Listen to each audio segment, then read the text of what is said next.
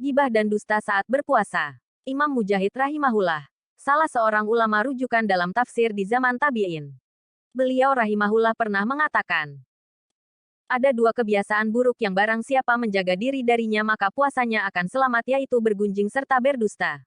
Umdatul Qori 10/394.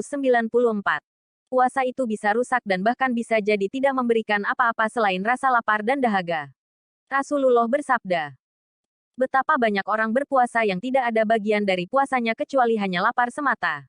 Hadis riwayat Ibnu Majah 1690. Apa sebabnya? Dalam hadits lain, Rasulullah menjelaskan, barang siapa yang tidak meninggalkan perkataan dusta dan amalannya, maka Allah tidak butuh dia meninggalkan makan dan minumannya. Hari Bukhari 1903. Oleh sebab itu, berhati-hatilah dengan gibah dan perkataan dusta, karena keduanya adalah sebab rusaknya puasa kita. Menjadi pohon, katanya, hari ini bumi semakin panas. Pohon-pohon banyak ditebangi, hutan sudah banyak yang gundul. Makanya, gencar sekarang usaha penghijauan, menanam pohon untuk generasi yang akan datang. Tapi, kalau dipikir-pikir daripada menunggu lama, mengapa bukan kita saja yang jadi pohonnya? Menjadi pohon kurma atau kelapa, biar bermanfaat untuk semua. Ibnu Umar radhiyallahu anhu bercerita bahwa Rasulullah pernah bersabda, sesungguhnya di antara pepohonan itu ada yang keberkahannya seperti keberkahan seorang muslim. Aku Abdullah bin Umar, yakin bahwa yang beliau maksud adalah kurma. Ingin rasanya aku mengatakan, itu adalah kurma wahai Rasulullah. Lalu aku menengok kanan kiri, ternyata aku hanyalah anak usia belasan tahun, akulah yang paling muda dari semua mereka yang hadir. Akhirnya aku pun memilih diam. Kemudian Nabi bersabda, pohon itu adalah kurma. Hadis riwayat Bukhari 5444. Itulah permisalan Rasulullah bagi seorang muslim. Kalau kita yang hidup di negeri ini, permisalan tersebut bisa juga kita dekatkan kepada pohon kelapa. Sebatang pohon yang terkenal dapat memberi manfaat dengan hampir semua bagiannya. Kalau setiap muslim jadi pohon kurma atau pohon kelapa, maka bumi akan hijau dengan sendirinya. Banyak kebaikan yang akan tercipta. Hidup akan indah terasa. Seorang yang bermanfaat bagi manusia adalah orang yang terbaik. Rasulullah bersabda, sebaik-baik manusia adalah yang paling bermanfaat untuk manusia. Hari Ahmad Sahihul Jami' No. 3289. Oleh sebab itu, mari menjadi manusia yang bermanfaat untuk makhluk Allah yang lain. Apa yang bisa kita lakukan untuk kebaikan maka lakukanlah. Terlalu rendah cita-cita kita seandainya kita hanya hidup untuk diri sendiri. Menyingkap rahasia doa Lailatul Qadar. Di antara doa yang dianjurkan untuk diperbanyak membacanya di malam-malam yang diharapkan terjadi Lailatul Qadar adalah doa yang diajarkan oleh Rasulullah kepada Aisyah, ketika ia bertanya, garis bawah, wahai Rasulullah, apabila saya menjumpai malam Lailatul Qadar, dengan apa saya harus berdoa? Beliau bersabda, katakanlah Allahumma innaka afuwun tuhibul afwa fa'fu ani, ya Allah. Sesungguhnya engkau maha pengampun dan engkau mencintai seorang pemaaf. Maka ampunilah aku.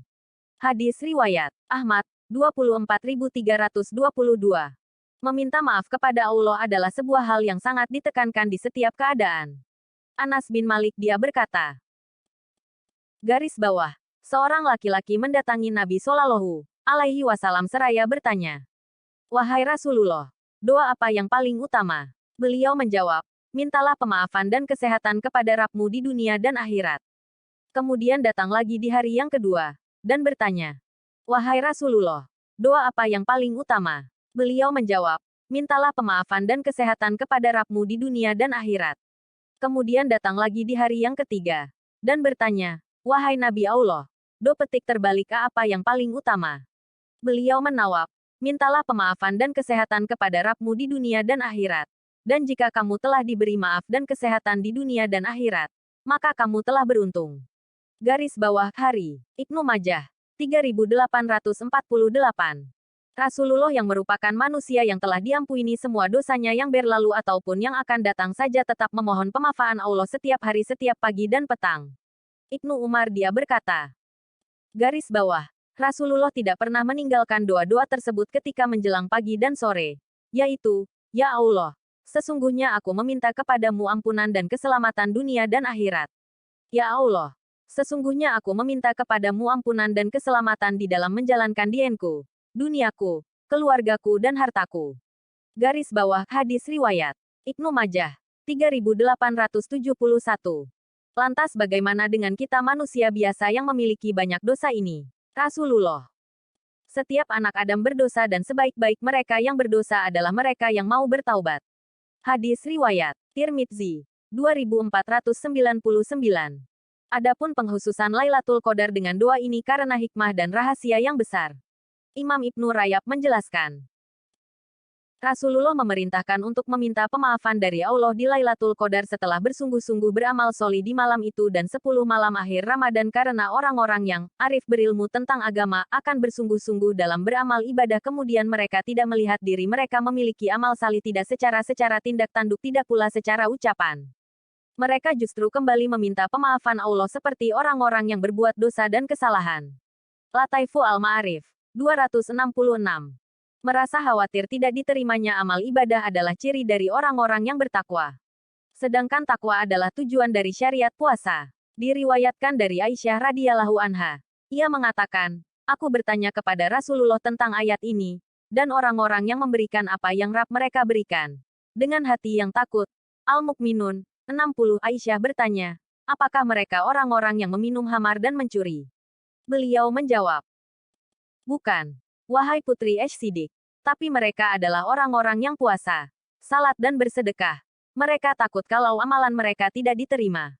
Mereka itulah orang yang bersegera dalam kebaikan. Hadis riwayat Tirmidzi 3175.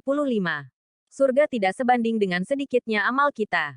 Seorang hamba masuk surga sebenarnya adalah karena kebaikan dan rahmat dari Allah. Sedangkan amal ibadah adalah sebagai sebabnya saja, bukan sebagai ganti untuk masuk surga.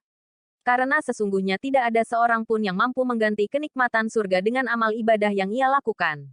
Surga teramat mahal, tidak sepadan dengan sedikitnya amal yang dilakukan oleh manusia, sampai pun Rasulullah. Seorang hamba masuk surga karena karunia dan kebaikan Allah. Inilah yang dikatakan oleh Nabi dalam sebuah hadits. Beliau bersabda, tidaklah seorang pun dari kalian yang diselamatkan oleh amalnya. Seseorang bertanya, Tuhan juga, wahai Rasulullah. Beliau menjawab, tidak juga aku, kecuali bila Allah melimpahkan ampunan dan rahmat padaku. Garis bawah.